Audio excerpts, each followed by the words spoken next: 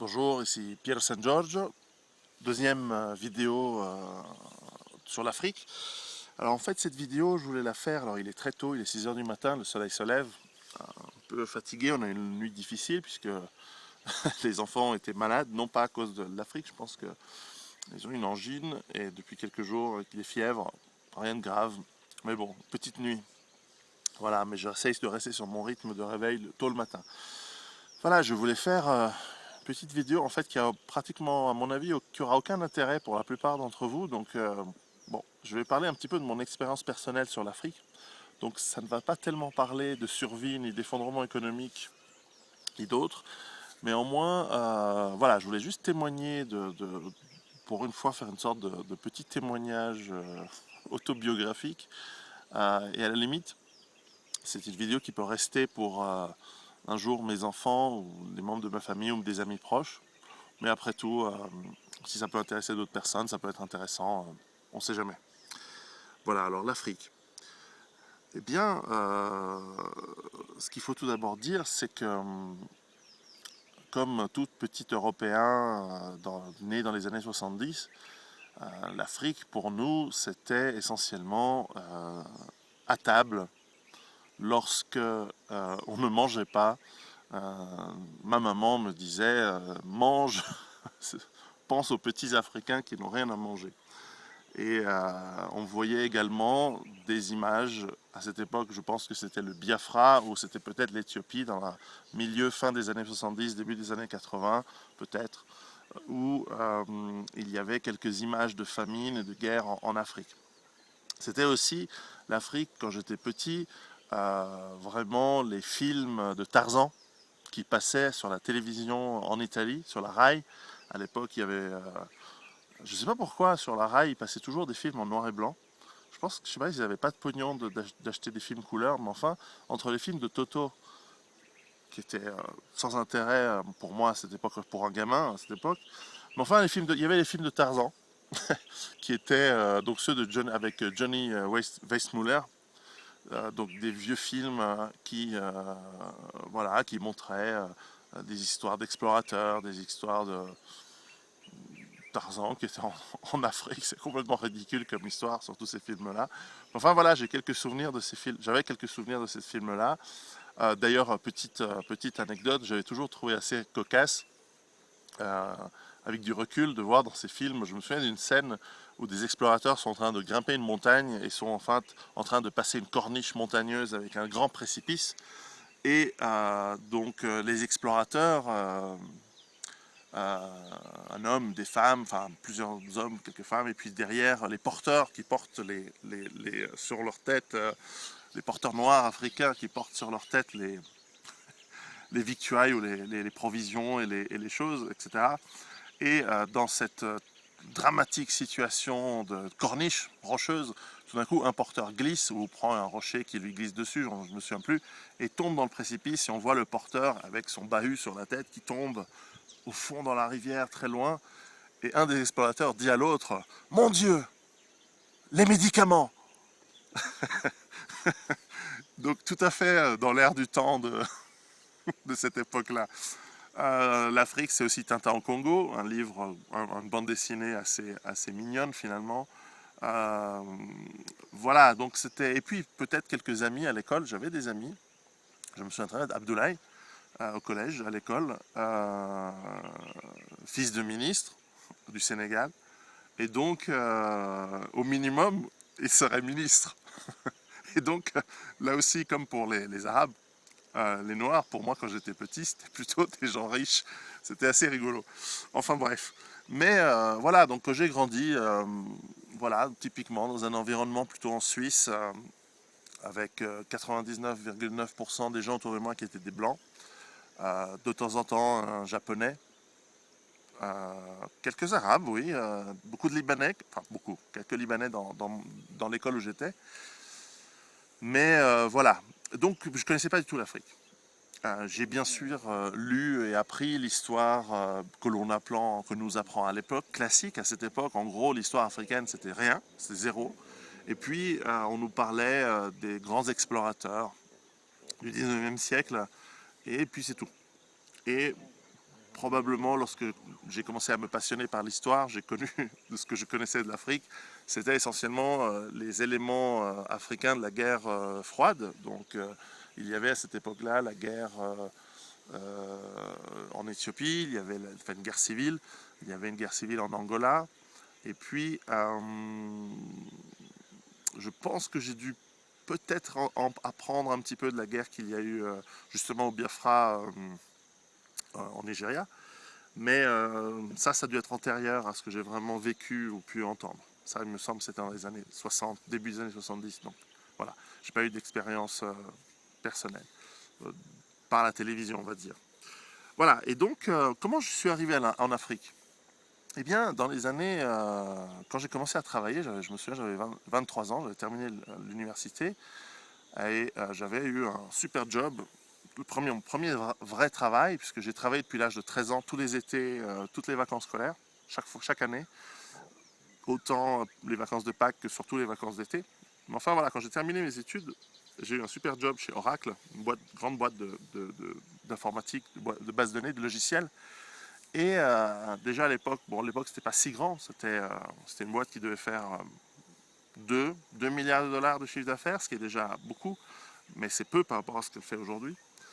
Et voilà, on m'avait proposé le poste de responsable marketing pour la Suisse romande. Donc moi j'étais sorti d'université, j'avais un diplôme en marketing. Enfin bon, il y a une longue histoire pour expliquer comment j'ai eu ce poste, mais moi j'ai eu ce poste euh, qui était super bien, j'étais trop content, j'étais super bien payé par rapport à mes copains d'école. Enfin bref, c'était super bien. Et ce qui s'est passé, c'est que j'ai eu des excellents résultats, tant en termes absolus que relatifs en Suisse romande par rapport en Suisse allemand. Et en plus, c'était marrant parce que c'était une époque où on se foutait de la gueule des Suisses allemands parce qu'on considérait qu'ils étaient un peu obtus et idiots. J'ai bien changé depuis, hein. Je pense que les Suisses allemands, c'est des gens super bien. Et d'ailleurs, à cette époque, ils ont sauvé la Suisse, hein.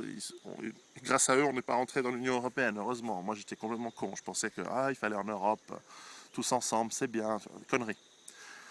Bref, euh, le chef, à un moment, un des chefs directeurs de la Suisse était un Belge. Et un type très, très rigolo. Et bon, on s'entendait bien parce qu'on parlait français, évidemment. Et puis, en tant que Belge, il comprenait, je pense, pouvaient être les problèmes de minorité par rapport à des minorités comme la Suisse francophone.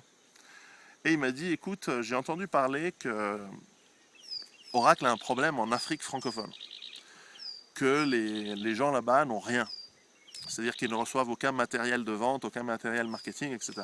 Comme tu t'occupes très bien de la Suisse romande, puisque tes résultats sont au-delà de ce qu'on avait prévu et que le chiffre d'affaires a, entre autres, grâce au marketing qu'on avait fait, mais pas seulement, hein, on a toujours fait un travail d'équipe. Bref, il m'a dit, écoute, j'aimerais bien que tu t'occupes des partenaires qui revendent les produits Oracle en Afrique francophone, en tout cas pour les aider au niveau marketing. Bon, bah, j'ai pris une liste de téléphones, je les ai appelés, et c'était assez rigolo parce que certains n'avaient pas reçu de coup de fil depuis une année. Et bon, il faut dire qu'Oracle, c'est pas une boîte qui se préoccupe avec des détails du genre être sympa avec les gens ou s'occuper des clients tant qu'ils n'achètent pas. Je veux dire, si tu achètes, si te files du fric, c'est bon. Sinon, va faire un coup. C'était une boîte, en tout cas à cette époque, où tout était basé sur la vente, la vente, la vente. Et tout ce qui servait, tout ce qui ramenait pas du fric, immédiatement, fuck off, quoi. Donc, si ces clients ne ramenaient pas du fric, et c'était le cas, ils ne ramenaient pas de fric, personne n'allait les aider. Alors bon, j'ai commencé à leur amener des trucs. En fait, je suis allé truander chez Oracle France, donc je suis allé à Paris prendre tous les déchets marketing, parce que j'avais pas de budget évidemment, j'avais rien, pas un copec. Donc je suis allé prendre toutes les brochures marketing qui étaient un peu périmées, qui dataient des années précédentes, donc à l'époque c'était 92, voilà, 93 comme ça. Donc j'ai pris toutes les brochures du début des années 90, donc 90, 91, avec des produits qui étaient peut-être un tout petit peu périmés, mais au moins voilà, j'ai mis tout ça dans un carton, j'ai envoyé ça aux partenaires qui étaient en Côte d'Ivoire, au Sénégal, au Gabon. Et bref, ils ont été contents. Et puis, bizarrement, je pense qu'ils ont dû rentrer des ventes tout de suite après. Donc, bon, ils ont fait une corrélation qui, à mon avis, était injustifiée. Mais enfin, aux États-Unis, au siège, parce que les ventes, en fait, les ventes africaines étaient gérées malgré tout par les États-Unis. Et donc, ils m'ont envoyé un message en me disant, mais tiens, on a signé des ventes depuis que tu as envoyé des documents. On savait que tu avais envoyé des documents. Enfin, je leur avais dit, bien sûr. Et ils m'ont dit, écoute, on a un changement de l'organisation de l'Afrique. On a un Anglais qui est donc basé à Londres, Peter. Il va s'occuper de l'Afrique. Et il voudrait bien te rencontrer. Et on fait une réunion à San Francisco, donc à Mountain View, où il y a Oracle, pour le siège. Viens au siège, voilà. Alors moi, j'étais tout content de recevoir cette invitation parce que les Suisses allemands à l'époque ne voulaient pas que je voyage parce qu'ils étaient un peu jaloux que je leur avais fait de l'ombre avec des résultats marketing assez extraordinaires en Suisse romande. Et donc, je prends l'avion, je pars pour les États-Unis. Donc j'arrive à Mountain View.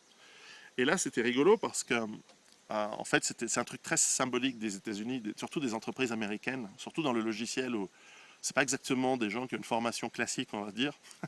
C'est qu'en gros, j'arrive et en fait, je découvre qu'il y avait une dame très gentille qui s'occupait de toute l'Afrique depuis San Francisco. Donc déjà, niveau décalage horaire, pas évident. Donc ils n'avaient pas pensé que l'Afrique, c'était mieux de la gérer, en tout cas dans un fuseau horaire européen. Mais enfin bon, l'Afrique générait 100 000 dollars de chiffre d'affaires cette année-là, donc que dalle. Et puis, donc, cette dame, sa particularité, sa seule compétence pour gérer l'Afrique, c'est qu'elle était noire. Ça, c'est typiquement les sociétés américaines en disant ouais, on a besoin de quelqu'un pour gérer l'Afrique. Ouais, mais les Africains, c'est quoi? C'est des noirs. Donc, qui c'est qui peut gérer l'Afrique? Je sais pas, est-ce qu'il y a une noire qui traîne dans la salle? Donc, ils sont allés prendre une assistante qui était black et ils lui ont dit tu gères l'Afrique.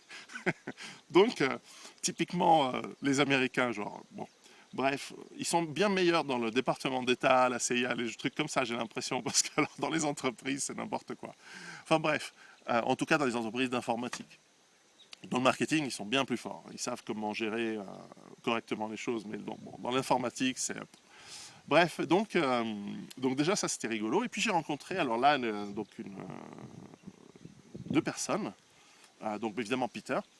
Et puis, Vincent, qui est devenu un de mes meilleurs amis, c'est vraiment quelqu'un de super depuis, qui allait être le commercial responsable pour l'Afrique francophone et qui allait reporter à Peter.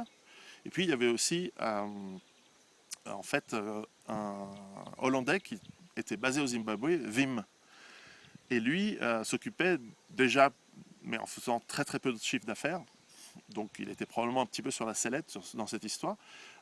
Il était basé à Harare, au Zimbabwe, et s'occupait de la partie anglophone de l'Afrique, excluant l'Afrique du Sud, qui, à ce moment-là, en fait, Oracle venait d'acheter, à ce moment où on faisait cette réunion, il venait à peine d'acheter une filiale d'un distributeur d'informatique local pour la transformer en filiale de Oracle avec 5 ou 6 employés, ou peut-être même un peu plus, pour s'occuper de l'Afrique du Sud. Et en gros, ce qu'il nous disait, il disait, voilà, on a besoin d'une équipe pour transformer toute l'Afrique donc subsaharienne, et on a plus tard récupéré également l'Afrique du Nord, Maghreb et Malte. Mais enfin, à cette époque, il disait, voilà, on a besoin de gérer tout ce qui est en dessous du Sahara, donc l'Afrique de l'Ouest, l'Afrique de l'Est, le sud de l'Afrique, y compris Madagascar, l'île de la Réunion d'ailleurs, assez marrant, et puis l'île Maurice. Et donc, ils m'ont dit, voilà, est-ce qu'en plus de ton job en Suisse, tu voudrais t'occuper de l'Afrique francophone pour le marketing? Alors moi, je dis, ouais, banco, c'est super. Et puis, d'ailleurs, très très vite, on m'a fait la proposition de m'occuper de toute l'Afrique. D'ailleurs, c'était donc génial parce que ça m'a permis aussi de changer de la Suisse où je me sentais un peu étriqué dans un marché qui est quand même petit. Et là, c'était l'aventure. L'Afrique, pour moi c'est sûr que c'était reprendre les traces de Livingstone, Stanley, Brazza, Leto von Vorbeck. Ouais, c'était Aya Safari. On s'est dit, je me suis dit, ouais, c'est génial. En plus, bah, voilà, j'étais avec une copine, ça allait pas très bien, donc je me suis dit, ouais, bon, je vais me barrer un peu, ça va me faire du bien de faire des voyages, etc. Donc, premier départ, donc tout début de 95. Premier départ, premier grand voyage en Afrique, donc Sénégal, Côte d'Ivoire, Gabon. Et donc rencontrer les partenaires qui effectivement disaient ah enfin quelqu'un qui vient nous aider, c'est la première fois que quelqu'un vient nous voir. Donc on a fait le tour des clients, etc. Et ça commençait à bien se passer. Il faut dire qu'on avait des bons produits à l'époque. Enfin, il y avait, c'était le lancement de Oracle 7. Enfin, c'est 7.2 ou 0.3, je me souviens plus. Mais enfin voilà, c'était déjà Oracle 7 et l'idée, il fallait remplacer tous les clients en Afrique qui avaient du Oracle 6. Alors il y avait des clients, mais c'était relativement minable comme chiffre d'affaires, donc il fallait absolument en choper d'autres. Et donc en fait, ils avaient vu que en Suisse romande, c'était encore l'époque c'était la grande époque des séminaires, donc où on pouvait organiser des événements marketing. Il faut bien se rendre compte qu'à l'époque, il n'y avait pas vraiment des sites internet, il n'y avait pas beaucoup de tout ça, donc il n'y avait pas beaucoup d'emails. Il y avait encore du courrier, on invitait les gens encore avec des enveloppes. Mais enfin, j'étais devenu assez bon en Suisse pour organiser voilà, des événements assez ciblés. J'avais monté une base de données client très très bien en Suisse romande, donc ils voulaient que je fasse la même chose en Afrique. Donc petit à petit, enfin petit à petit, il faut voir que dans ces boîtes ça bosse dur, hein. C'est des boîtes qui n'ont pas peur de dire à leurs employés maintenant tu bosses 20 heures par jour parce qu'il faut atteindre les résultats et ils te donnent un objectif du genre le vendredi après-midi en disant bon écoute pour lundi matin il faut qu'on ait une campagne marketing qui soit prête. Et toi tu dis ah, une campagne marketing c'est 40 heures de boulot. Ok, bah tu passes ton week-end à bosser. C'est pas le genre de boîte qui, je veux dire, ils s'émeuvent pas quand tu leur dis j'ai dû dormir au bureau pour finir le boulot. Ils disent ben tu fais ce que tu dois faire pour finir quoi, tant pis. Et en revanche ils te payent vachement bien. À l'époque, je me souviens qu'ils avaient doublé mon salaire que j'avais en Suisse et même un peu plus, à peu près. Ouais. Et donc je me souviens que ben voilà j'avais quoi 24 ans, ouais par là 24 ans. Et voilà, j'étais payé plus de 10 000, je crois que c'est à 12 000 francs suisses par mois. Plus les bonus potentiels, plus les stock options, etc. Donc voilà, alors évidemment, j'ai rencontré plein de gens qui me disent ouais, mais bon, le mec qui bosse 35 heures par jour, c'est normal qu'il est au SMIC, quoi. Enfin, faut arrêter de déconner, quoi. 35 heures, moi je l'ai fait en 2 jours. Mais en revanche, je suis payé 10 fois, ouais, 8 ou 9 fois plus. Enfin, à l'époque, hein, quand j'avais 24 ans. Maintenant, ça a changé parce qu'avec les bouquins, on gagne rien. Mais voilà, les gens qui se plaignent de gens qui gagnent beaucoup d'argent, petite parenthèse, ils savent pas ce que ça veut dire bosser, quoi. Alors ensuite, il y a des gens qui font des métiers pénibles, je vais bientôt fermer la parenthèse sur ça, et qui sont payés au lance-pierre parce qu'on est dans un monde qui considère à mauvais escient des métiers pénibles et des métiers, même certains métiers importants, comme étant peu importants parce qu'il y a beaucoup de gens qui savent les faire. Donc il y a une sorte d'offre de loi et de la demande idiote qui fait que par exemple des infirmières qui ont un métier vachement important ou des profs d'école qui ont un métier fondamental eh bien, sont relativement mal payés par rapport à des couillons comme moi qui font du marketing et qui à l'époque étaient super bien payés. Donc voilà, bon, je referme la parenthèse, c'est pas le sujet. Mais enfin voilà. Voilà donc on débarque dans ces pays. On commence à organiser des séminaires. Je me souviens très bien que le premier était, on avait pris des gros risques parce que le premier c'était à Dakar, puis on devait prendre l'avion qui fait la côtière, donc qui faisait Dakar, Bamako, Abidjan, Libreville, etc. Et, euh, et donc on ne pouvait pas le louper, hein, cet avion. Donc il fallait absolument que les séminaires se fassent. Alors ce qui m'a toujours plu en fait en Afrique, c'est que j'ai pu développer quelque chose que j'ai toujours pensé étant bon, c'est que je ne suis pas un perfectionniste. C'est-à-dire pour moi, l'important c'est de faire l'essentiel. Et même dans mon bouquin sur la survie, même sur d'autres choses que je fais, l'important c'est l'essentiel. Parce qu'une fois que tu as fait l'essentiel, les détails, ouais, il y aura soit quelqu'un qui s'en occupe, soit les gens pointilleux sont pas chers en général. Donc tu fais venir quelqu'un de pointilleux et il va finir le boulot pour toi et toi tu fais autre chose. Mais en gros, avec 20% de l'énergie, tu fais 80% du résultat. Donc si tu fais 5 fois 20% de l'énergie, avec 100% de ton énergie, tu fais 5 résultats approximatifs, mais pas mal. En revanche, si tu mets 100% de ton énergie pour faire 100% du résultat, tu auras un truc fait à perfection, mais c'est seulement un truc. Tandis que l'autre, il en fait 5. Donc moi, j'ai toujours été comme ça. 20% d'énergie pour faire 80% du résultat. Et à la fin, Inch'Allah, ça marche quoi. Et en Afrique, c'est comme ça que ça marche. Il n'y a personne qui est perfectionniste ici dans ce pays. C'est normal. Je vais vous expliquer pourquoi après. Mais dans ce continent. Donc, chaque fois, faire l'essentiel, et c'est déjà pas mal. Et ensuite, les détails, on s'en fout des détails, quoi. Après tout, si les cartons d'invitation, ils ne sont pas parfaitement dans la bonne taille, ils les ont reçus, est-ce qu'ils viennent au séminaire, est-ce qu'ils vont trouver intéressant le produit, est-ce qu'ils vont acheter, c'est ça qui compte. Boum, ça suffit. Si ensuite les nappes des tables, elles sont elles sont de la même couleur que le logo de l'entreprise, mais qu'est-ce que j'en ai à battre? Donc bref, l'important c'était d'aller efficace et aller vite. Parce qu'il fallait faire beaucoup de chiffre d'affaires avec pas beaucoup de budget et en peu de temps. Donc on a fait des séminaires au Sénégal. Et puis ça a marché super bien. On a trouvé des nouveaux clients. Et puis probablement on était une équipe, Vincent, c'est un Suisse d'origine française qui est marié avec une Portugaise qui vit à Lisbonne au Portugal. Donc c'est quelqu'un pragmatique, c'est quelqu'un de sérieux, mais c'est aussi quelqu'un de sympathique, etc. Moi je suis d'origine italienne, suisse, assez débonnaire, donc c'est clair qu'en Afrique ça passait bien. On n'était pas des gens hautains, on n'était pas des gens qui venaient avec la science infuse. Et puis on n'avait pas peur d'aller bouffer dans un boui-boui avec nos amis africains, avec nos clients, etc. On se la jouait pas. Et en fait c'était vachement apprécié. Parce que ce que je ne savais pas évidemment, mais c'est que je me rendais compte, c'est qu'en tout cas en Afrique francophone, beaucoup de représentants responsables des marchés africains, c'est souvent des gens un peu...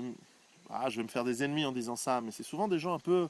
Voilà, ils n'ont pas très bien réussi leur carrière sur le continent, en France, dans l'Hexagone. Alors, comme on ne vire pas les gens dans certaines boîtes, eh ben, en tout cas à l'époque, hein, donc je parle des années...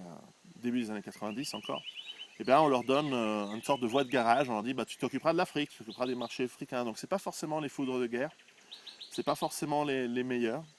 Et c'est encore pire dans les entreprises. J'avais vu ça dans les entreprises françaises en Afrique, les bulles, les boîtes comme ça à l'époque, où en fait ils mettaient les fils cadets de fin de race des nobles français, Jean de la selle arrière, de machin truc bidule. Et en gros, le mec, il était un peu trop couillon, un peu trop débile pour réussir à Paris.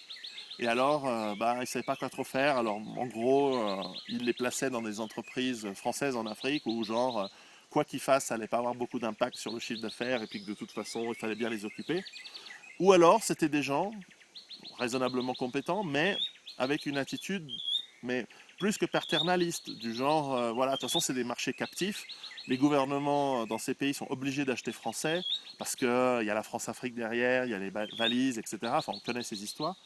Et donc, ils sont obligés d'acheter du produit de cette entreprise. Donc, les mecs, ils sont de toute façon tellement sûrs de vendre. Ça a bien changé depuis, hein, avec les Américains et les Chinois. Ça a fini, c'est fini cette histoire-là. Et puis, et donc voilà, il y a des gens assez hautains avec des attitudes un peu méprisantes.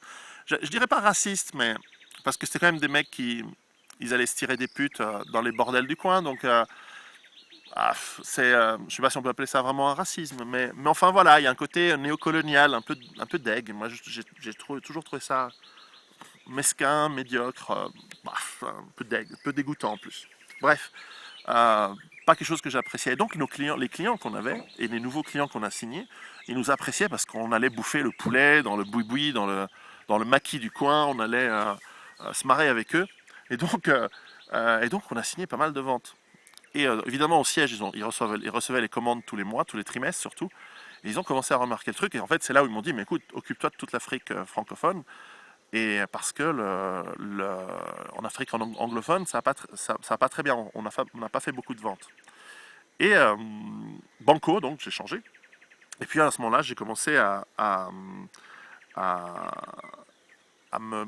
m'occuper aussi des autres pays. Donc j'ai pris mon baluchon et je suis parti sur le petit bureau qui venait d'ouvrir au Zimbabwe, où ils avaient embauché une toute petite équipe. Alors à l'époque, c'était uniquement une personne, c'était Brandon, qui venait d'ailleurs d'un de nos distributeurs.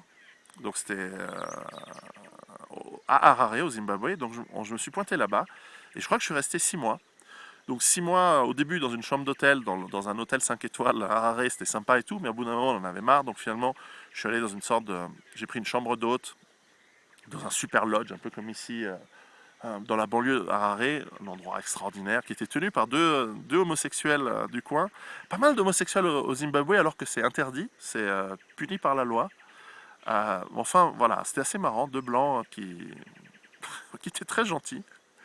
Et beaucoup de communautés homosexuelles, notamment dans l'informatique. Alors on rigolait bien parce que notre concurrent qui vendait Ingres à l'époque, je crois que c'était Ingres, ouais, Ingress, ouais. Eux, en fait, ils vendaient à fond par le réseau homosexuel vois, il y a des réseaux, les réseaux ça fonctionne. Je veux dire, toi tu as des amis d'école, tu leur vends des trucs, tu as tes anciens copains de l'université, tu leur vends des trucs, et ainsi de suite, c'est comme ça.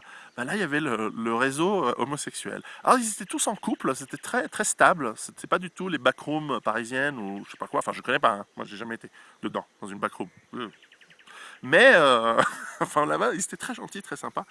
Mais enfin, bref, voilà, ils vendaient quand même pas mal par ce biais-là. En revanche, ils n'arrivaient pas beaucoup à vendre dans les sociétés africaines ou tenues par des Africains au Zimbabwe, parce que c'était un secret de polichinelle, tout le monde le savait évidemment, même si c'était interdit par la loi. Puis personne voilà, faisait quoi que ce soit contre eux. Mais évidemment, les Africains, eux, ils sont assez, comment dire, peu gay-friendly, comme on pourrait dire. Donc, en gros, ils n'achetaient pas trop chez eux. Donc, on avait une petite opportunité d'aller vendre. Et on a commencé avec Brandon à faire pas mal de campagnes marketing par rapport au gouvernement et par rapport aux grandes entreprises. Et on avait embauché un autre type super qui est resté, tous ces gens sont restés de très bons amis, Brian, pour aller vendre les applications. Parce qu'Oracle, à ce moment-là, développait quand même pas mal, autre que ses bases de données, ses applications. Et là, c'était la guerre très très dure contre SAP, qui était, depuis l'Afrique du Sud, société allemande, déjà vachement bien implantée en Afrique du Sud, et qui nous taillait des croupions chez Anglo American, chez les ciments Lafarge, qui étaient très forts en Afrique, etc.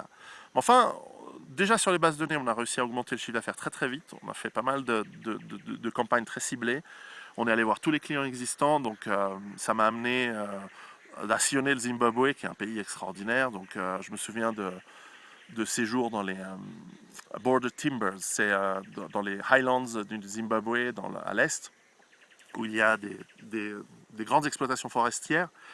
Et on a pas mal travaillé avec cette société. On est allé, donc on a passé du temps dans cette région extraordinaire. On est allé au nord, on est allé au sud, on allait aussi passer le week-end à Victoria Falls, faire du rafting dans le Zambèze. C'est une expérience extraordinaire. J'espère que j'aurai le temps d'amener un jour mes enfants là-bas quand ils seront un peu plus grands.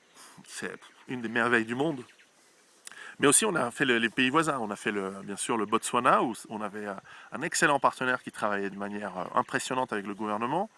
On avait en Zambie, on avait toutes les exploitations minières du nord du pays, qui étaient des clients auxquels il fallait vendre plus de produits. Donc les Zambia Copper Mines, je me souviens plus, ZCCM, c'était l'abréviation du titre de la société. Et donc on est allé dans le nord, et je me souviens avoir passé pas mal de temps. On avait dormi, on a pris un avion déglingué avec les fils électriques qui dépassaient dans tous les sens. Je me suis dit, putain, c'était un vieux Boeing 727 complètement déglingué, sans peinture, sans rien, pour aller dans le nord.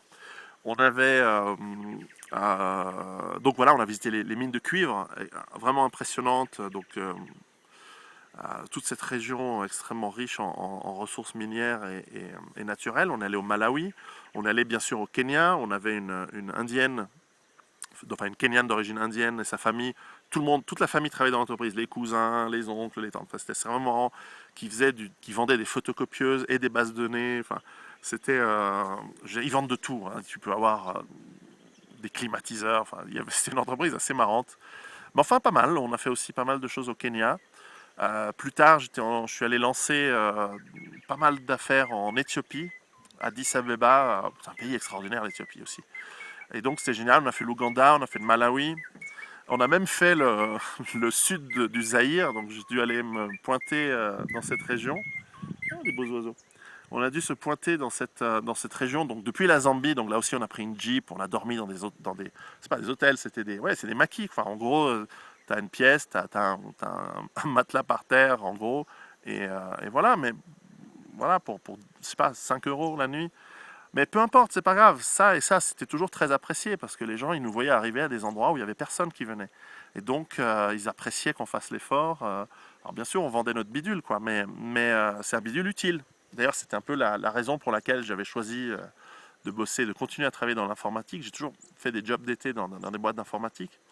Mais une des raisons, c'était que j'avais l'impression que c'était un produit qu'on vendait avec des techniques marketing, certes, mais enfin, c'est un produit utile qui accélérait les processus de fonctionnement dans les entreprises, qui rendait plus efficient le back-office ou le front-office, donc les comptabilités ou les traitements de clients dans les grandes entreprises ou dans les petites entreprises, même pour faire travailler la comptabilité ou toutes sortes de processus industriels plus rapidement. Et donc je me disais, c'est beaucoup plus intéressant et plus utile que de vendre des couches culottes ou des Pampers pour Procter Gamble ou des gens comme ça. Ce pourquoi j'étais vraiment formé.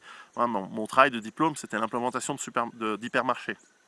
Donc des trucs, enfin, et donc voilà, j'ai eu en tout cas une certaine illusion de me dire au moins je vends des trucs utiles pendant longtemps. Alors bien sûr, maintenant je me rends compte qu'à fond, vendre de l'informatique, vendre des logiciels, comme vendre du reste, à la fin, c'est la même merde, c'est la même chose. Mais peut-être parce que je suis un peu plus âgé, peut-être un peu cynique. Mais en tout cas à l'époque, voilà, je croyais à ce que je faisais, j'étais passionné. En plus, on vendait les premiers logiciels sur Internet. Donc on parlait d'Internet en Afrique, on a été les premiers à évangéliser qu'est-ce que c'est que le web en Afrique. Donc je leur parlais de mon expérience avec le CERN à Genève, avec Tim Berners-Lee, qui est l'un des fondateurs, avec Robert Caillot, que j'ai rencontré, avec qui on a fait des séminaires en Suisse pour Oracle, sur voilà, comment le World Wide Web a été créé dans le début des années 90. On a montré, je veux dire, on a monté les premiers, on avait aidé des premières entreprises à monter des sites internet au Sénégal, mais ça, on parle de 93, 94, 95, les premières fois. Bref. Et donc c'était passionnant. Et puis Oracle avait cette idée que le patron, Larry Ellison, avait lancé en 1995, qui était une sorte finalement, en fait, c'est l'ancêtre du iPhone ou l'ancêtre du iPad, qui est ce qu'ils appelaient le network computer, c'est-à-dire un ordinateur où c'est un terminal, comme les vieux terminaux qui étaient liés au mainframe, mais basé sur Internet. Et donc, on travaille avec Sun, on travaille beaucoup, toutes ces boîtes qui ont disparu, c'est marrant, beaucoup avec Sun, avec Digital, sur est-ce qu'on va en lancer un, etc. Puis on en parlait dans les séminaires. Donc non seulement on amenait des produits, mais en plus on avait une approche visionnaire. Et encore une fois, l'idée, c'était pas de parler oui, Oracle 7.3 est capable de faire du two-phase commit mieux que Ingres 11, ou je ne sais plus ce qu'ils avaient à l'époque, ou 8, ou faire du rollback sur les... Enfin, on s'en fout. Nous, on parlait du futur, on parlait de vision. On disait, ouais, Internet allait changer l'Afrique, Internet allait amener la possibilité aux enfants africains dans les écoles d'avoir accès à Internet et donc accès à toute l'information du monde et donc de ne plus être dépendant de systèmes scolaires qui sont antiques, etc., etc. On y croyait vraiment. Moi, j'y croyais vraiment. D'une certaine manière, on a été validé dans ce que l'on disait, puisque en fait, avec Wikipédia, etc., on a cette communication, on a cet accès à des informations dans le monde pas chères, qui ne sont pas parfaites, mais qui sont vachement plus intéressantes que d'acheter une encyclopédie universalis ou une encyclopédie Britannica et de l'avoir chez soi. C'est juste trop cher pour beaucoup de gens dans le monde. Donc Internet change le monde de manière phénoménale. Et donc on a été les pionniers là-dedans. Je me souviens j'ai même fait une petite présentation au gouvernement malgache à Antananarivo, assez stupéfiante, puisqu'il y avait des parlementaires, enfin c'était quasiment tout le gouvernement au complet, qui voulaient savoir qu'est-ce que c'était que ce World Wide Web. Et donc ils ont fait venir le mec qui avait 25 ans, donc moi, donc un petit jeune, pour leur parler de ça, et ils écoutaient avidement en disant « Ah mais c'est génial, etc. » donc en fait on parlait, mais c'est aussi une bonne technique marketing, de parler de quelque chose de passionnant pour ensuite vendre par prestige ce qui vient derrière. En plus, on vrai que c'était des bons produits, il ne faut pas déconner. Donc voilà, c'était passionnant, donc j'en étais oui. Donc on est même arrivé dans le sud du Zaïre, où on est allé voir les mines je crois que ça s'appelle la Kogé mine, à l'est du Zaïre. Donc c'était en pleine guerre civile, donc l'est du Zaïre était complètement coupé du centre, avec la capitale Kinshasa, où il y avait Mobutu Sese Seko qui était encore au pouvoir. Il y avait des dictateurs picaresques encore à cette époque. C'était la dernière phase. Maintenant, ce sont des dictatures un peu partout, comme en Afrique, comme en Europe. C'est-à-dire que c'est un truc mou, c'est un truc avec des partis politiques qui changent, avec de l'alternance, mais c'est pas non plus de démocratie. Mais à l'époque, il y avait encore le type avec son bonnet de léopard sur la tête. Bon, il y a encore Mugabe au Zimbabwe à l'heure que je vous parle. On est le 13-12-2012 aujourd'hui.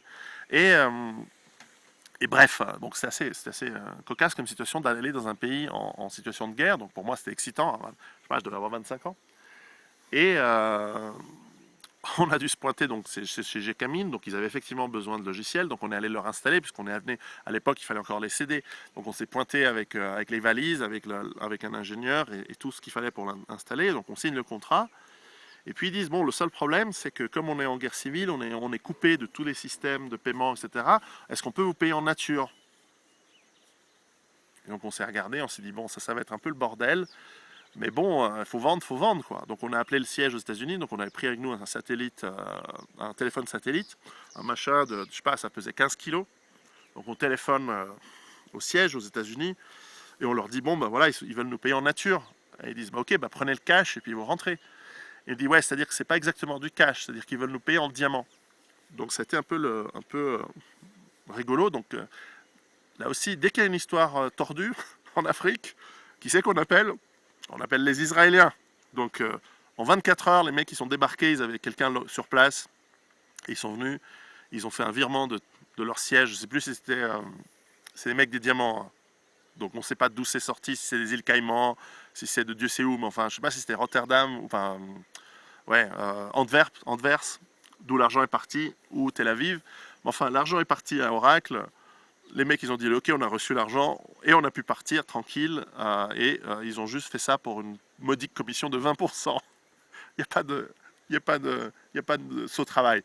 Donc voilà, donc ça c'était cocasse. Donc on est rentré du Zaïre. On a fait vraiment tous ces pays et c'était vraiment une expérience extraordinaire.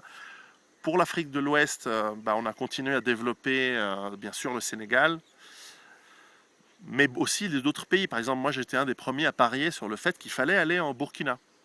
Burkina Faso, pays génial. Moi j'ai beaucoup apprécié ce pays. Des gens, pays des hommes droits, comme ils aiment s'appeler. Alors c'est assez vrai. Beaucoup travaillé sur développer l'éducation. On a fait beaucoup de travail avec l'université de Bobo. euh, pour que en fait voilà on ait informatisé avec des systèmes de logiciels leur université. Ça a très bien fonctionné. Visiblement ils formaient des gens de très bonne qualité, je me souviens de ce que me disaient mes ingénieurs. Hein. Moi quand on parle ingénierie je dis ouais ok, mais l'ingénieur il me dit ah ouais non ils savent de quoi ils parlent donc c'est bien. Et puis on s'est bien marré à Ouagadougou. Et puis on a fait, qu'est-ce qu'on a fait? On a fait le Togo, le Bénin, bien sûr la Côte d'Ivoire, le Cameroun, bien sûr, Douala, Yaoundé, on a beaucoup travaillé au Cameroun. Je faisais des semaines hallucinantes à cette époque. On travaillait, je faisais finalement des voyages, après avoir fait mes 6 mois au Zimbabwe, j'ai fait des allers-retours de folie. Je devais faire, je sais pas, 50 voyages par année. Je ne sais même pas pourquoi je payais un loyer avec un appartement en Suisse, parce que j'y étais rarement, même le week-end. Et parfois, j'arrivais le samedi matin pour repartir le dimanche soir. Et j'étais tout content de repartir parce que c'était génial ces voyages. C'était vraiment une aventure extraordinaire. Donc, qu'est-ce qu'on avait fait? On a fait le Gabon aussi. Alors, le Gabon, c'était marrant parce que j'ai une petite anecdote. Donc, on avait un partenaire qui était des Français. Des Français qui habitaient au Gabon. Ils vendaient rien, ces mecs. Ils vendaient rien du tout. Et on avait un vrai problème parce que à l'époque, c'était le pays avec le PNB par habitant le plus élevé d'Afrique, plus que l'Afrique du Sud. Et bon, évidemment, c'était beaucoup Total, hein, l'industrie du pétrole. Mais enfin, voilà, c'est une sorte de mini-France en Afrique parce que c'est clair que je crois que la population, elle est assez faible. Je me demande si ça dépasse. Je crois même pas que ça dépasse le million d'habitants. Et puis, il y a genre 40% de blancs, 60% de noirs. Donc, c'est totalement atypique. Et bon, grosse implantation française. Et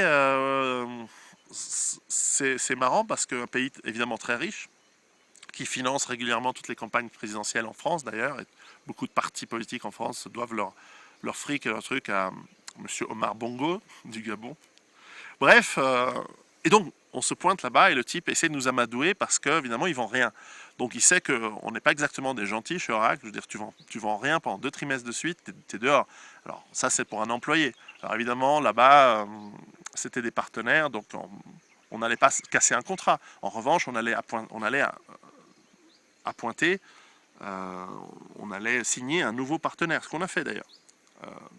Monsieur Michel Jackson. Excellent personnage, très sympa. Ils ont fait des bonnes ventes, mais son nom, Michel Jackson, m'a toujours fait rire. Rigolo. Et Et bon, voilà, donc il nous amène à la plage, sur le golfe, là, et donc on mange. Et il essaye de nous baratiner. Alors j'étais avec un copain, Nick, aussi un type extraordinaire, qui c'est que j'ai oublié dans les... Et donc on est les deux à se regarder, en train de se dire, oh, il va nous cuisiner pendant qu'on mange. Alors déjà, il nous avait expliqué que lui, il allait, alors c'est un blanc, hein, un français, mais il nous expliquait qu'en Afrique, il va seulement là où il connaît les cuistots, parce que on peut l'empoisonner, on peut lui mettre des poudres spéciales pour les... Et il nous expliquait en gros que s'il faisait pas du business et que ses concurrents, ils mettaient des poudres et qu'ils lui lançaient le mauvais œil, etc. Donc évidemment, pour des Européens, c'était une excuse pas exactement la plus probante. Mais enfin, on était sur la plage. Et puis, je crois que ça faisait 4 semaines que j'étais en train de voyager sans interruption. Et donc, derrière le mec qui me parlait, il y avait évidemment la mer, la plage. Et il y avait 2 Françaises, assez jolies, comme souvent sont les Françaises. J'imagine cochonnes, comme sont souvent toutes les Françaises. J'adore les Françaises. Et qui étaient les seins à l'air, donc topless, en train de se passer de la crème solaire. Il faut de la crème en Afrique. Et nous, on était là en train d'écouter en bruit de fond ce type qui essaie de nous raconter des balivernes sur le pourquoi il n'arrivait pas à faire des ventes, alors que ça marchait très, très bien partout. Mais en tout cas, voilà. Et on avait ces 2 gonzesses, et moi, ça faisait 4 semaines que j'avais pas tiré mon coup, parce que j'avais voyagé sans arrêt. Et on se regardait avec mon pote, là, Nick, qui est anglais, qui habite à Paris. Je pense lui aussi, il avait fait 2-3 semaines de voyage sans moi. On se regardait comme ça, on regardait les nanas. Il y avait le type qui nous expliquait que oui, alors tel type du gouvernement l'aimait pas, et donc il n'arrivait pas à vendre. Et il y en avait 2 super nanas. Puis on se disait, putain, qu'est-ce qu'on fout là? Enfin bref, donc c'est resté une petite histoire assez marrante. Mais voilà, alors justement au niveau cochonnerie en Afrique, ça aussi c'est quelque chose qui nous différenciait, c'est que toute l'équipe avec qui on travaillait, justement Peter, Vincent, Kushan en île Maurice, qui c'est qu'il y avait Nick, Pierre, on a grandi l'équipe petit à petit. Il y avait évidemment Mourad, Brian, Brandon, Vim, j'en oublie certains peut-être, qui c'est que j'oublie? Bon bref, c'est qu'on était aussi des gens qui allaient là sérieusement pour faire du boulot. On a vu beaucoup de gens aller en Afrique pour se bourrer la gueule, parce qu'il y a beaucoup d'alcooliques dans ce continent. Beaucoup de Sud-Africains qui venaient en Afrique, on va dire du Sud en général, le Sud de l'Afrique, et tous les soirs ils se bourraient la gueule, vraiment à la coloniale, tu vois, ils allaient dans leur clubhouse, gin, vodka, whisky, et ils étaient ivres, et ça commençait à 3 h de l'après-midi. Hein. Et nous, on touchait pas trop l'alcool, on était très sobre. Et puis d'autres, ou cumulant les deux, en fait, ils vont en Afrique pour se taper des putes pas chères. Enfin, c'est clair qu'à l'époque, en fonction d'où tu vas dans les villes, t'as des nanas qui se prostituent pour, je sais pas, 10 dollars, 20 dollars. Alors, bon, nous, enfin, moi en plus, j'ai jamais particulièrement été attiré par les femmes noires, bien qu'elles soient magnifiques et très belles, vraiment objectivement, c'est assez impressionnant. Et c'est vrai que je me souviens d'un soir où notre partenaire en Côte d'Ivoire, c'est un petit coquin notre partenaire en Côte d'Ivoire, Gadou si tu me vois, et il nous amène dans une boîte qui s'appelle le Moulin à Huile. Dans quelle région c'était? C'est la partie lagune. Enfin pas lagune, non justement, de l'autre côté du pont vers l'aéroport. Et donc dans ce moulin à huile, ben c'est une boîte de nuit. Et effectivement, c'était une de mes premières expériences avec la chose. C'est vrai que tu te pointes, t'es là, t'as une boîte de nuit, t'as de la musique, t'es au bar, et tout d'un coup t'as plein de nanas, mais très jolies. Genre Naomi Campbell. Bon, des fois t'as pas de chance, des fois t'as une nana, c'est un monstre, c'est un hippopotame.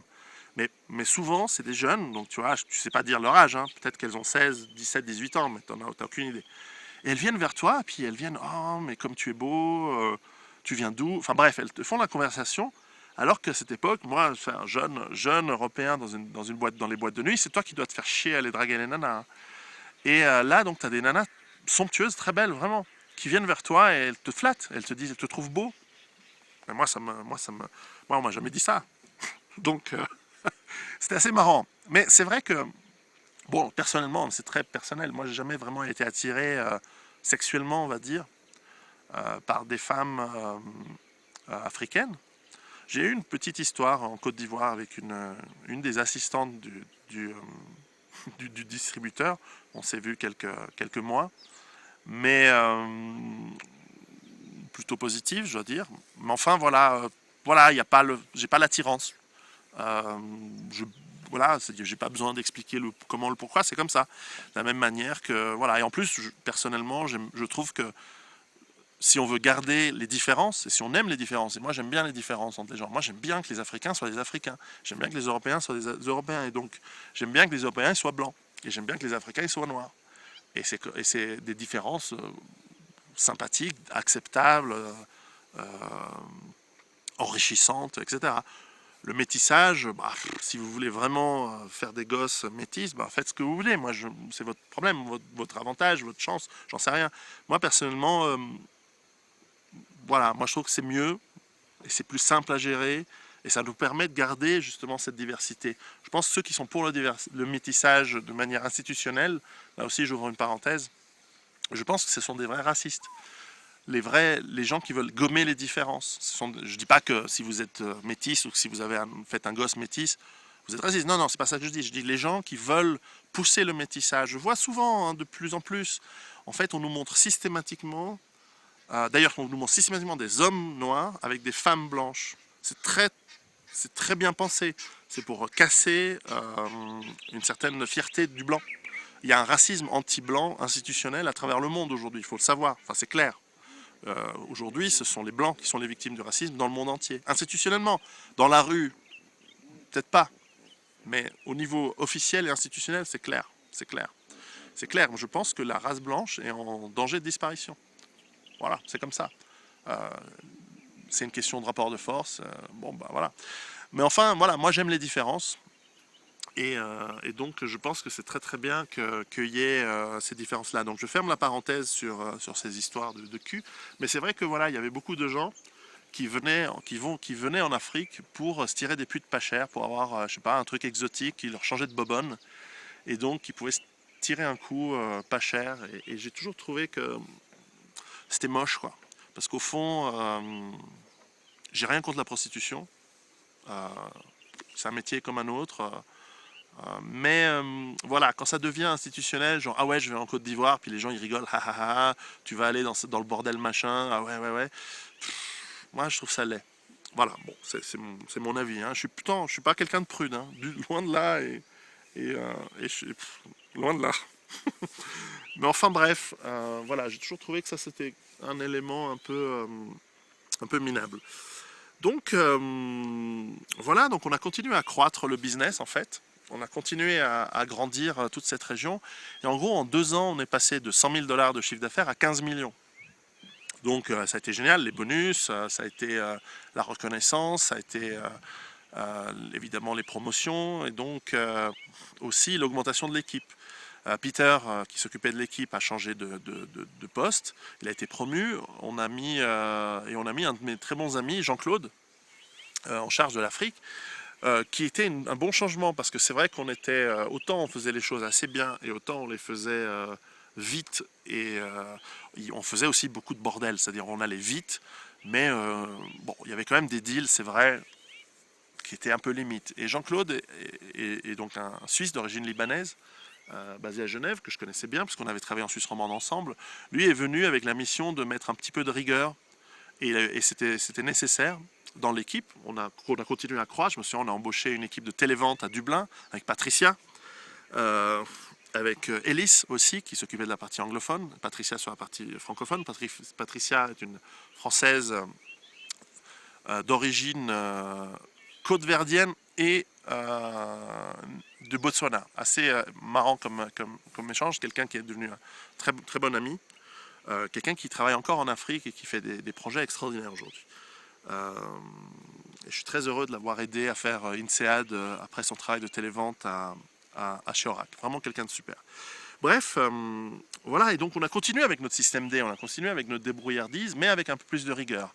Pas de la paperasse, parce que c'était pas le genre de la boîte à l'époque, mais avec un peu plus de précision, avec un peu plus voilà, de cadre par rapport à ce qu'on faisait, ce qui nous permettait aussi au niveau du siège de mieux présenter ce qu'on faisait, parce que malgré tout, même si on avait beaucoup de succès, il y avait quand même il y a toujours des jaloux, il y a toujours des gens qui disent ouais mais bon ils sont passés de 100 000 à 15 millions, mais enfin regardez ce bordel, on ne sait pas si les deals sont propres, et puis les gens lancent des rumeurs, il y aurait de la corruption.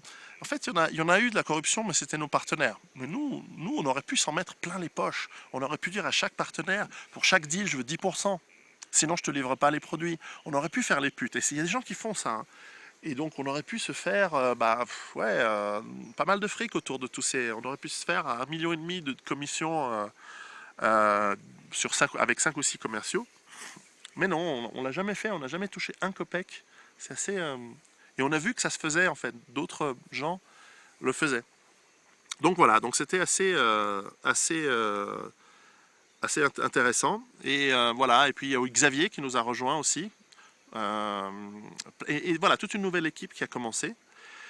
Et bref, c'était vraiment sympa. Donc j'ai connu vraiment à fond une grande partie des pays. Alors il y en a que malheureusement j'ai pas eu le temps dans ces années en Afrique de visiter.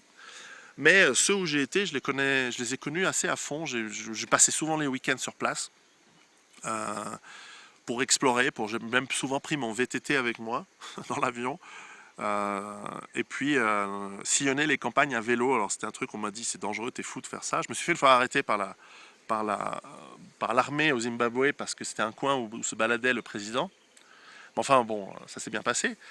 Et puis bien sûr, j'ai oublié de dire que dans toute cette région, bien sûr, on travaillait aussi sur le Ghana, sur le Nigeria.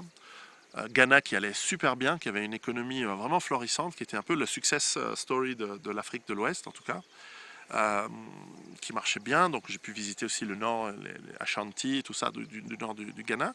Et puis ensuite le Nigeria, ça c'est un pays gigantesque, c'est un pays rigolo.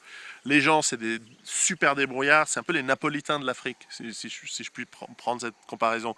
C'est des gens qui sont débrouillards, qui sont rigolos, et en plus ils sont costauds quoi. C'est vraiment des forces de la nature. Et bref, là aussi, on a fait beaucoup de business, mais c'était dur justement parce on n'était pas assez véreux. On aurait dû plus filer des bacs chiches pour avoir plus de business. Mais enfin, à la fin, on a quand même fait pas mal de fric au Nigeria. Aujourd'hui, ça doit être une grosse source de revenus pour Oracle. Bref, voilà, sur toute l'Afrique, on a beaucoup travaillé. Il reste quelques pays que j'ai pas pu faire à l'époque, le Tchad, Niger, Centrafrique, Angola, mais c'est parce que c'est Vincent, puis je parle pas portugais, donc j'ai pas pu faire l'Angola. Alors j'ai fait le Mozambique. Namibie, c'était la grosse. Voilà, c'est un pays que j'ai pas pu faire parce que l'Afrique du Sud s'en occupait. Et puis, on a aussi beaucoup de collaboré justement avec les bureaux en Afrique du Sud pour avoir des ressources humaines pour travailler sur ces continents. Et puis depuis, j'ai aussi bien appris à travailler sur l'Afrique du Sud. D'ailleurs, depuis cette époque, je n'ai pas arrêté de travailler sur l'Afrique du Sud, même dans les métiers suivants, Salesforce ou SuccessFactors. Eh bien, j'ai beaucoup travaillé sur l'Afrique du Sud et j'y vais régulièrement, 1 ou 2 fois par année. Alors là, maintenant, j'y suis allé une fois en début 2012 parce que j'avais encore des billets. Quand j'ai quitté SuccessFactors, je suis parti avec à peu près 10 000 $ de billets ouverts. Et donc, j'ai pu me faire pas mal de voyages, dont un voyage en Afrique du Sud, ce qui m'a permis de voir des amis là-bas. J'ai des très bons amis un peu partout en Afrique maintenant, mais au moins ceux-là, j'ai eu l'occasion de les revoir. Et donc, je ne sais pas si en 2013, je vais aller en Afrique du Sud parce que ça coûte cher. Et puis, voilà, à moins de lancer le bouquin en anglais là-bas, ce qui est possible. On verra. Mais enfin, c'est un pays que j'aime beaucoup aussi, l'Afrique du Sud. C'est tout un autre sujet. C'est un autre monde que le reste de l'Afrique, c'est clair. Enfin, voilà, donc pourquoi j'ai quitté alors en 99, j'ai quitté Oracle Afrique d'abord parce que j'avais une opportunité de faire un poste qui s'occupait des pays de l'Est et du Moyen-Orient. Et c'est vrai que voilà, j'avais envie de faire autre chose. J'avais fait ce que j'avais envie de faire. Le côté aventure était passé. Le côté démarrer quelque chose à zéro pour en faire quelque chose de grand, c'était fait. Et il y avait beaucoup à faire au Moyen-Orient. Il y avait surtout beaucoup à faire en Europe de l'Est. Et donc voilà, j'ai saisi l'opportunité d'aller bosser avec Alfonso dans un autre département d'Oracle qui allait s'occuper plus des petits pays, notamment d'Europe de l'Est. Donc ça m'a amené sur complètement une autre géographie, des autres mentalités, etc. Et puis aussi j'avais envie de changer pour d'autres raisons. D'une part parce que malheureusement, encore une fois, l'Afrique est un continent extraordinaire, mais souvent, les gens qui bossent sur l'Afrique sont perçus comme étant, ouais, comme je disais tout à l'heure, des gens un peu en échec.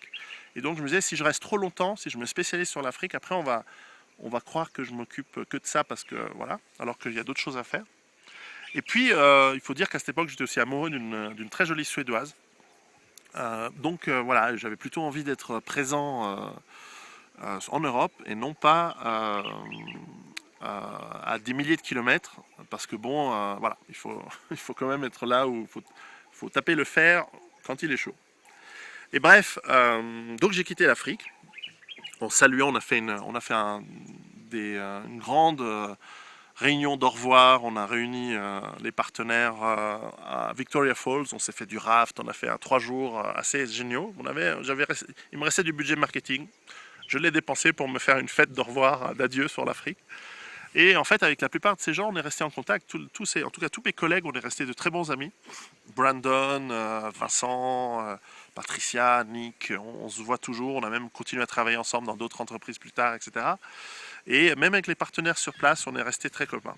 Et vraiment, c'était une expérience extraordinaire qui m'a beaucoup plu et qui m'a permis aussi de découvrir un continent qui est énorme.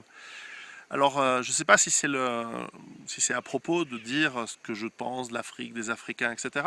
Je pense que ça ressort de mes paroles. C'est un pays que j'ai respecté, et ça c'est le plus important. C'est un continent à respecter pour les gens, pour ce qu'ils sont. Comme dirait l'historien que j'aime beaucoup, Bernard Lugan, ils ne sont pas seulement différents, ils sont autres. Et je crois qu'il reprend une phrase de Lyautey, qui avait administré le Maroc au début du siècle dernier. Et c'est tout à fait ça. Les Africains, on ne peut pas les comparer. Je pense que ce sont des cultures, encore une fois, on ne peut pas généraliser, parce que la différence entre un Peul, un Maasai et un Ndebele au Zimbabwe, c'est aussi différent qu'un Portugais, qu'un Lapon et qu'un Turc. Enfin, voilà, pour prendre des exemples chez les Blancs. Ou un Indien, parce que la plupart des hindous, la plupart des Indiens sont blancs. Voilà. Et là, culturellement, il y a une grande différence entre un Perse, un Gallois et un Sicilien. Voilà.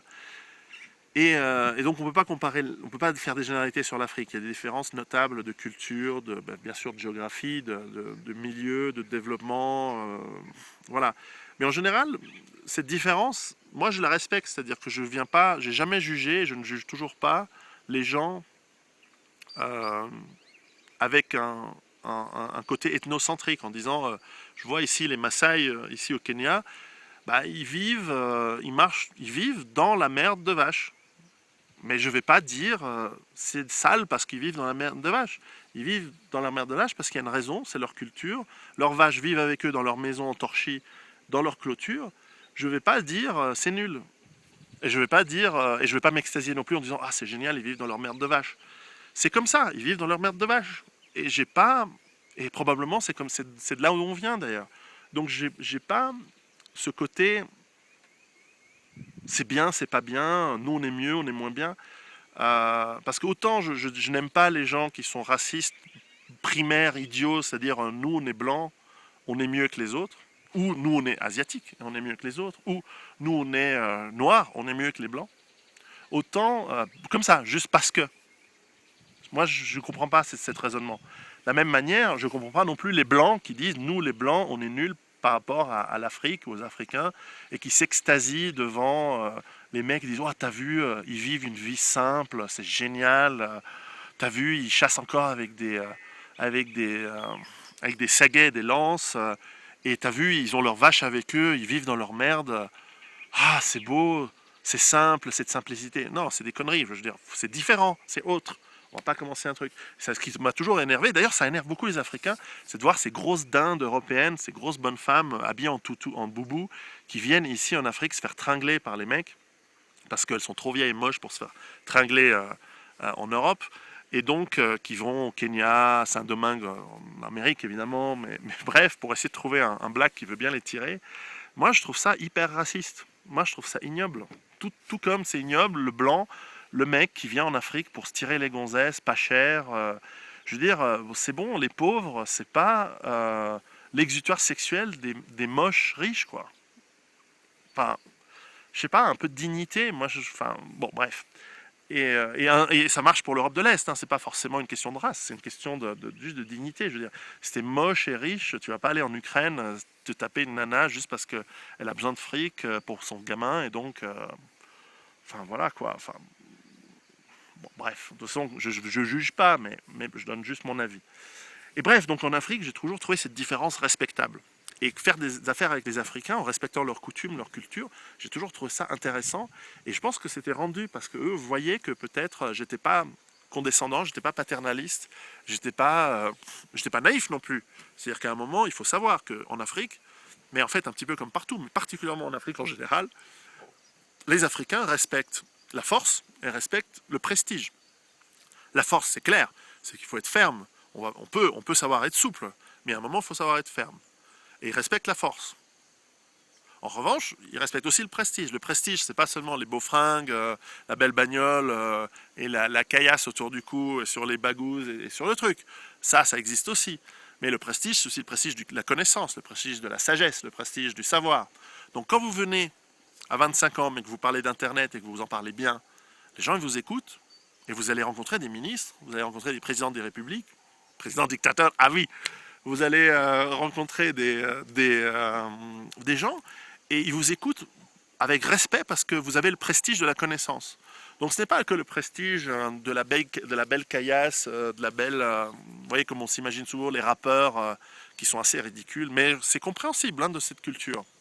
D'avoir les bagouses, les machins, genre je fais du cash, j'ai du fric. Ça a un sens anthropologique assez lointain. Mais après tout, l'immigré italien qui retournait dans le sud de l'Italie, lorsqu'il avait fait du fric en Suisse, il revenait avec la belle bagnole, avec les fringues et tout, en disant ouais, j'ai gagné de l'argent en Italie, en Suisse, regardez. C'est un peu vrai partout. Mais c'est particulier en Afrique, et d'ailleurs quand on voit les contes africains, quand on voit les contes traditionnels africains, je me souviens d'en avoir entendu beaucoup au Sénégal, surtout en Afrique de l'Ouest. Ils ont une très forte tradition orale en Afrique de l'Ouest, moins dans l'Afrique, on va dire, anglophone. Euh, Quand vous écoutez les contes traditionnels, la nana, elle cherche le mec qui est prestigieux dans l'histoire. Petite parenthèse, chez les Européens, c'est pareil. Je précise bien que la Belle au bois dormant, c'est quand même un prince qui vient la réveiller. C'est pas Joe le bouseux qui est arrivé à lui faire un bisou avec ses sabots crottés. C'est quand même un prince. Donc, je veux dire, je fais bien attention de ne pas faire des amalgames et de ne pas donner de hiérarchie. Donc tout ça pour dire que en fait, j'ai beaucoup apprécié l'Afrique, ses cultures, sa différence, les Africains également. Il y a une sympathie, un côté pragmatique chez l'Africain en général, partout, qui est très intéressant. Et pas seulement parce que tu es blanc, tu arrives en costard, on a vite lourdé les costards. Mais c'est aussi parce que voilà, c'est des cultures où, dans l'ensemble du continent, en fait, la vie, elle est belle et elle est relativement facile. Pourquoi je dis ça? Parce que les gens ne meurent pas comme ça de faim ici. C'est fertile, il y a des ressources incroyables. L'agriculture est géniale, la qualité, la quantité des aliments produits est fantastique. J'ai malheureusement, ou heureusement, j'ai tellement apprécié la bouffe africaine, que ce soit je sais pas, le poulet ou le poisson yassa au Sénégal. Là, je me souviens de pintades sauce graines extraordinaires à Ouagadougou, ou de langoustes au bord de la mer à la bâche bleue. Des langoustes pour 3 francs, 3 euros, quoi. Des langoustes grillées sur la plage à Bassam en Côte d'Ivoire, ou à la bâche bleue dans la lagune d'Abidjan. Les spaghettis piri-piri à la langouste de l'hôtel Ivoire à Abidjan. Mon Dieu. Bref, le crabe farci de Gabon, la bouffe indienne qu'il y a au Kenya ou en Tanzanie. Sympa la Tanzanie aussi. Toute la bouffe mauricienne, tout ce qui est pimenté, la bouffe, un peu le mélange, le fusion asiatique, africain qu'il y a à Madagascar, etc. La bonne viande, je me suis fait des steaks de 1 kg, des filets de bœuf de 1 kg au Zimbabwe. Enfin bref, extraordinaire cette bouffe. J'ai pris 30 kilos en bossant en Afrique. 30 kilos. C'était la première fois que j'ai pris 30 kilos. Ensuite, je les ai reperdus, puis ensuite, j'en ai repris d'autres. Enfin bref, c'est une longue histoire, mais j'ai pris 30 kilos en quasiment 3 ans et demi en Afrique. Et la bouffe est extraordinaire. Et les gens aiment manger, et les gens aiment cuisiner. Ça, je respecte. Alors, les gens qui savent cuisiner, moi, j'aime beaucoup cuisiner. Je cuisine assez bien.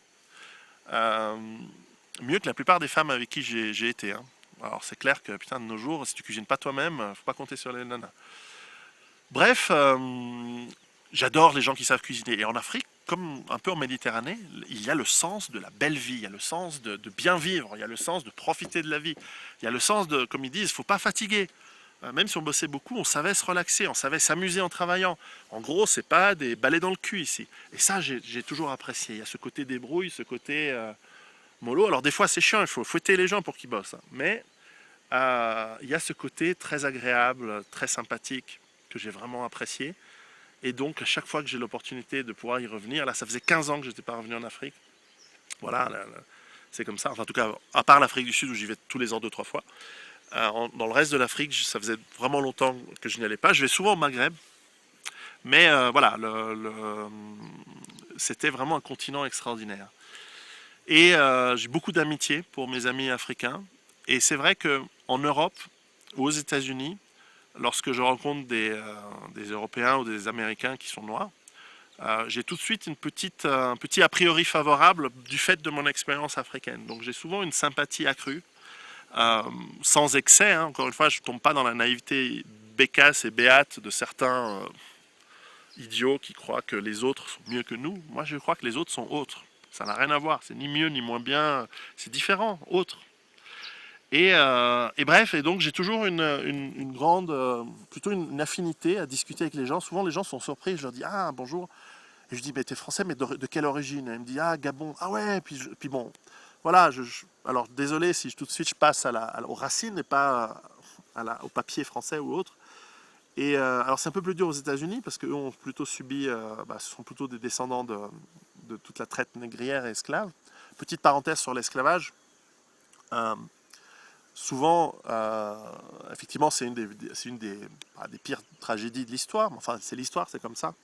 Mais ce qui est intéressant, c'est de voir que ce qu'il faut toujours bien dire, alors je le dis clairement, c'est que autant il y a eu des millions d'Africains qui ont été attrapés par des Africains, vendus à des Européens et ensuite apportés dans les Amériques, brutalement dans des situations ignobles.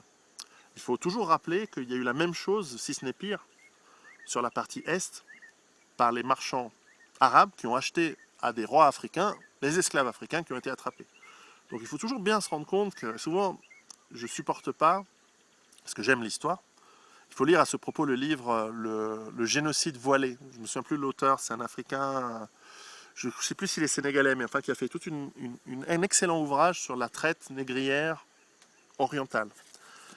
Qui a été pire parce qu'en fait il n'y a pas de descendants. C'est-à-dire qu'aujourd'hui il y a des millions d'Américains, Brésiliens, qui finalement sont vivants, mais pas en Arabie Saoudite, pas dans le monde arabe. Les esclaves étaient systématiquement castrés, ils étaient systématiquement mis à mort quand les enfants étaient souvent mis à mort, lorsque les femmes faisaient des enfants bâtards avec leur maître arabe. Et il y a eu je crois, un tiers de plus, je crois que c'est 10 et 12 ou quelque chose comme ça, des gens qui ont été mis en esclavage. Et l'esclavage oriental a été arrêté il n'y a pas longtemps, hein. C'est au 19e siècle, c'est souvent un des prétextes pour la colonisation. Mais voilà, donc je tiens toujours à dire que l'esclavage, c'est quelque chose qui a toujours existé, mais qu'il faut bien mettre l'église ou la mosquée au milieu du village pour dire qu'il y a eu de l'esclavage dans tous les sens. L'essentiel de l'esclavage n'a pas été fait que par les Européens. Il y a eu d'abord l'esclavage par les Noirs en Afrique, revendu aux marchands, on va dire européens et on va dire arabes de l'autre côté. Donc voilà, c'est intéressant. Donc c'est vrai que c'est un discours qui est souvent intéressant à voir, mais pour moi aussi c'est de l'histoire. Et que c'est une histoire vachement intéressante. Et aussi de voir qui étaient les marchands d'esclaves aux États-Unis et dans les Amériques, qui étaient les propriétaires des bateaux. C'est toujours très intéressant. Donc quand les gens disent oui, l'Europe devrait payer, devrait réparer pour l'esclavagisme, je dis mais ok, peut-être. Mais d'abord réparer qui? Certainement pas les Africains, puisque vous êtes ici, ce sont plutôt les descendants des esclavagistes africains, des rois africains qui mettaient en esclavage leurs voisins plus faibles. Alors peut-être qu'il faudrait donner de l'argent aux Guadeloupéens, aux Martiniquais, aux Noirs américains et aux Noirs brésiliens, pourquoi pas. Mais cet argent, pourquoi est-ce qu'il viendrait de ma poche? Moi, mon arrière-arrière-arrière-grand-père, c'était un paysan cutéreux en Italie. Et c'est le cas de 99% des Européens. Pourquoi ce serait les Européens qui payent?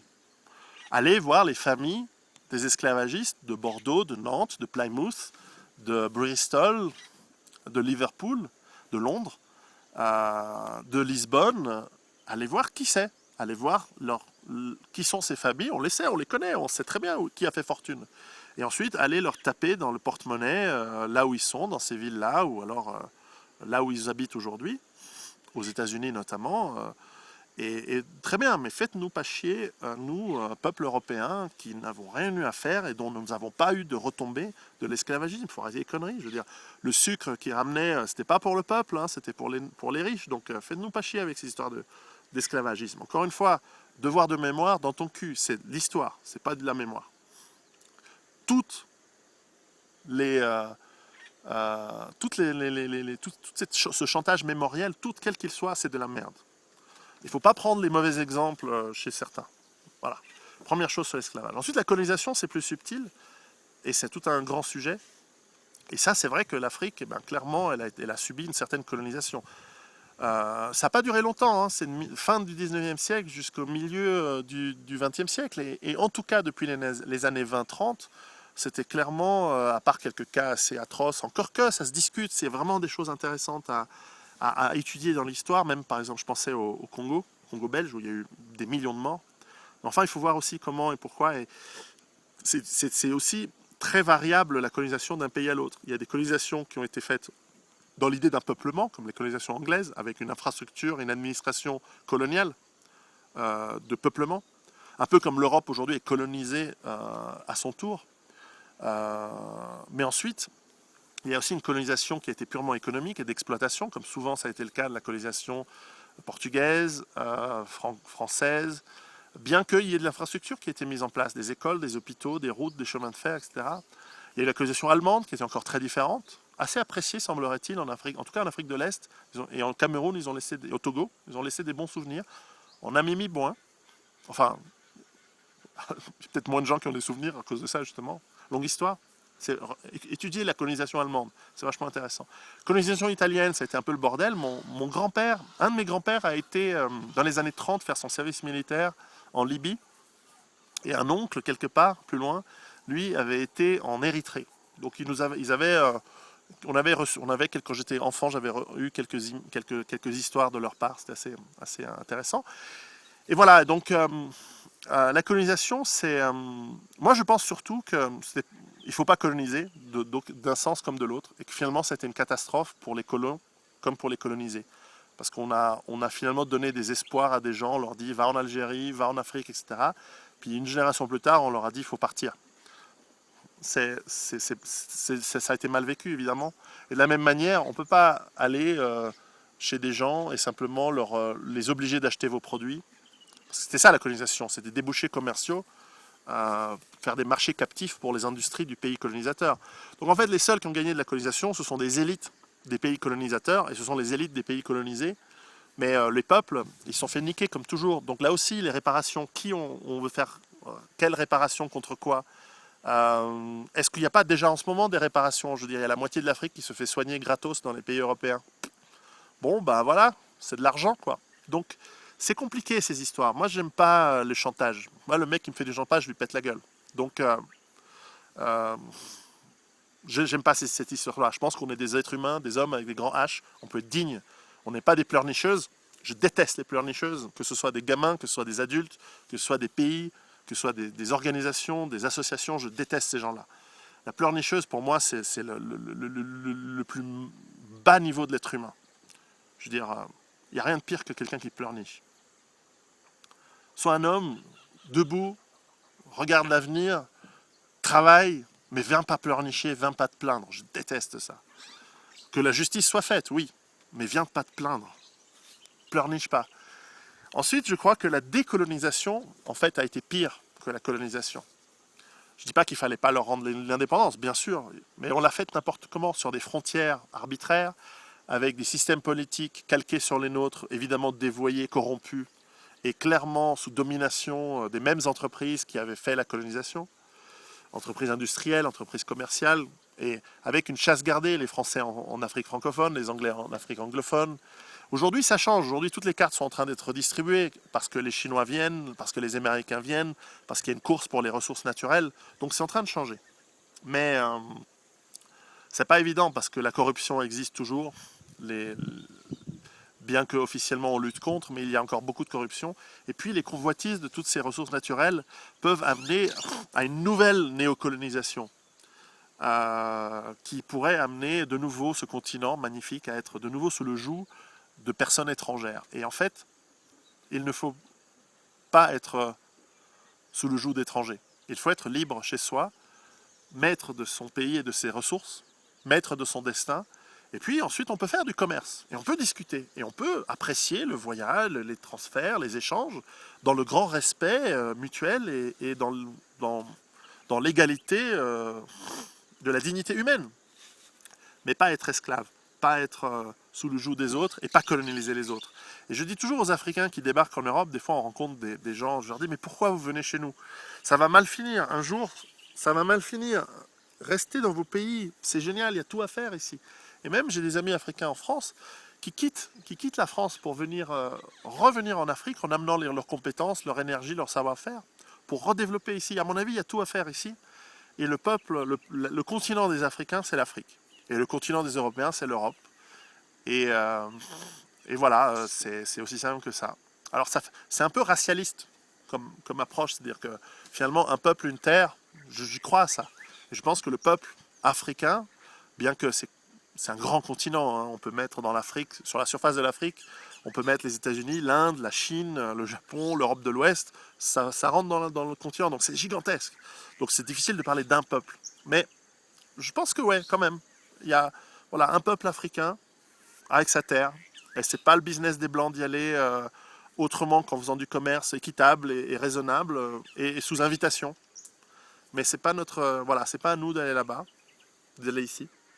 De la même manière que c'est pas aux Africains de venir, je pense, s'établir en Europe. Je pense que c'est pas leur terre. Et pour moi, ils sont assez bienvenus de venir s'établir, bien sûr, mais long terme, je pense qu'avec l'effondrement de l'économie qui arrive, ça va très très mal finir. Donc comme moi j'aime beaucoup, et j'ai aucune antipathie ni aucune hostilité d'autres, je pense qu'en plus c'est une question même de survie de partir et de venir se réétablir en Afrique.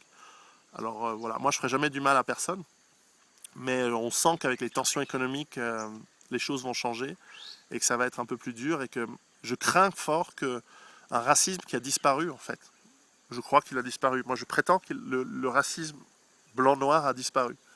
En Europe en tout cas, aux États-Unis d'une certaine manière aussi. Mais je pense qu'il pourrait revenir et que d'ailleurs ce serait manipulé pour que ça revienne. Et ce serait vraiment dommage parce qu'on est des hommes, on a beaucoup de choses en commun, on peut communiquer, on peut se respecter. Voilà. Bref, je divague sur de la philosophie. Donc voilà, j'imagine une longue vidéo. Mais voilà, je voulais quand même témoigner de ce que je pensais de l'Afrique. Alors ça n'a rien à voir avec les vidéos que je fais d'habitude sur la survie ou sur les endroits qui sont adaptés ou pas pour s'en sortir dans un effondrement économique. Mais enfin voilà, je voulais donner un petit peu une vidéo intime. Je ne sais pas si je la mettrai en ligne, mais en tout cas c'est une vidéo que j'encourage mes enfants